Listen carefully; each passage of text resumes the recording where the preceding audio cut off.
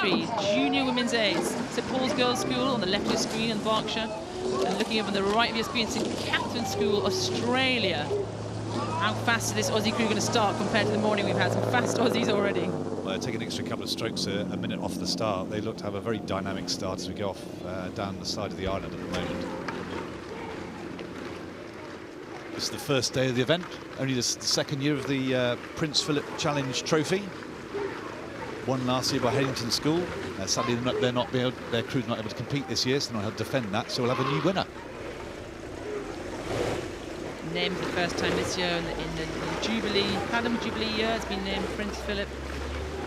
And this crew from Australia, St Catherine's School, taking about a length there towards the end of the island. Fast start again from the Australians.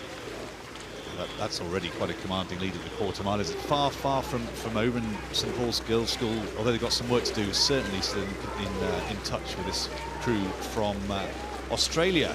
Very good evening to you if you're listening, you're tuning in live. St Catherine's School rowing out of Mercantile Rowing Club, famous rowing club on the Yarra River in Melbourne. Long way for them to come, but seemingly worthwhile. Absolutely, and you know, we're looking across at the St Paul's School here on the left of the screen, on the Berkshire station, in the black, in the white boat, and they're a young crew. They're very young. They're stroked by Innes Hammond Ball here, who is 15 years old. They came second at Henley Women's Regatta in the Junior 16 Cox 4, so they've made it all the way through to the final. That's a really intense set of races, the Henley Women's. They've got experience down this course, but their time will come here if this is how it's going to play out the rest of the race, because this looks like a very strong crew here as we look down the boat of St Catherine's. That's a really aggressive stroke, isn't it? But all 8 really unified in it. So the pedigree is quite impressive, this crew. The St Catherine's School's first 8 enjoyed an undefeated domestic season in Australia, including winning the prestigious Head of the School Girls Regatta and the Australian National Championships. Lovely shot there, looking down the St Paul's crew. Cocked by Sita Phillip, Innes Hammond Ball, and a stroke seat backed up by Valentina Fenton, Kaya Palmer, Sophia Taylor, Ella Mayle, Christy Tandon, Yaguma Kivukulu, and Isabella Gotts up in the bow seat.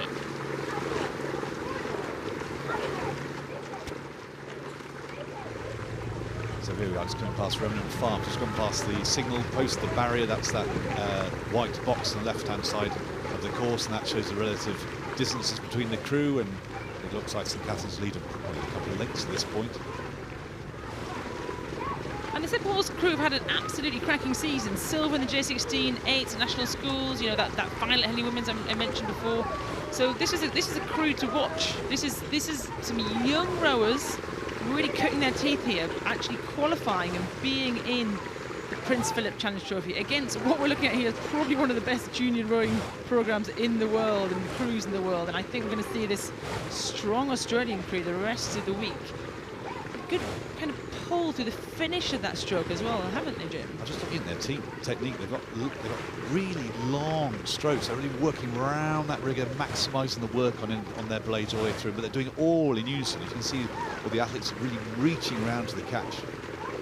That's an amazing shot. And especially in this headwind, you don't want to shorten up. You want to keep your length. The wind will make you want to row a bit shorter. And in rowing, we're looking for long, powerful strokes. So if you can have that discipline, probably coming from your cocks, you know, their cocks are shouting at them. Some are border colours, their cocks up in that crew saying, keep your length, leave your arms long. You can only move the boat under the water. Here we are with the St Paul's Girls' School. Certainly not giving up again. Really tenacious effort. Desperately trying to get back on terms as we come. It's gone through the halfway mark, haven't we, about that? It's gone past Fawley.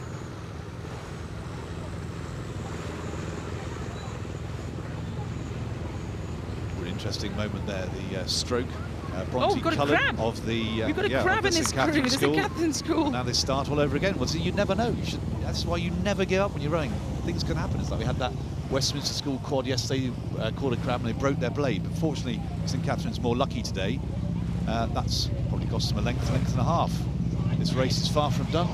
Yeah, luckily for the Catherine's there was up enough that didn't cost them too much, but you know, you look at our sport and we always think rowers, they're physical, they're big, powerful athletes.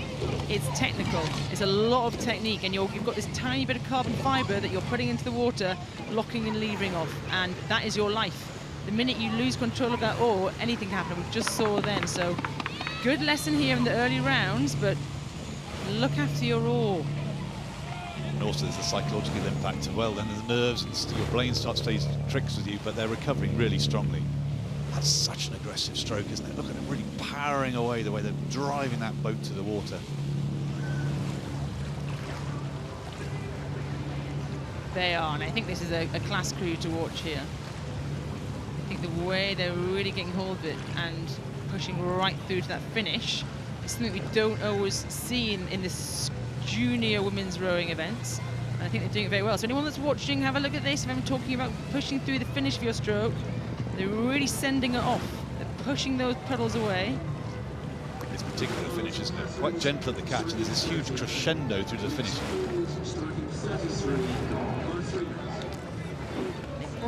I'd probably say relax off a little bit now. They're coming down through the enclosures. They've got a couple of lengths of clear water. Got a few more rounds ahead now. We need to sort of think about further in the week. Still a commanding performance nonetheless. It really is. Another great crew from Australia we've seen today. Some strong performances.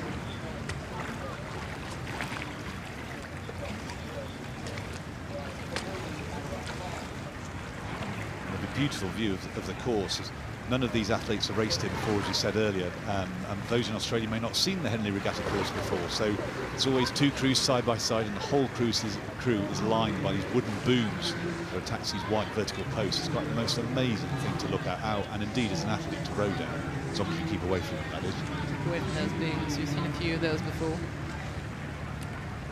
Great effort here from the St Paul's Girls' School, based in London. Good tideway rowers, so they're used to choppy conditions, they're used to a little bit of stream. This won't be putting them off. That might be the reason why St Catherine's caught that crab earlier on, but they've handled the rest of the course very well. We haven't mentioned the crew we should do. We've got Zara Peel, who's back there, you see in the bow, Jemima Wilcox, Lucy Green, Zara Bongiorno, Chloe Nevins, Sarah Marriott, Sienna Darcy, Stroke, Bronte Cullen, and Cox and Summer Bala Kellett. And what a feeling, rowing through the Stews enclosure, being clapped on, approaching the finish line. Had a little mishap in the race, but knowing you've done a great job today in this first round of the Prince Philip Challenge Trophy. Taking another step closer to the weekend. And that's a win for St Catherine's School Australia and the Prince Philip Challenge Trophy. St Paul's Girls' School, who are bringing it to the line now.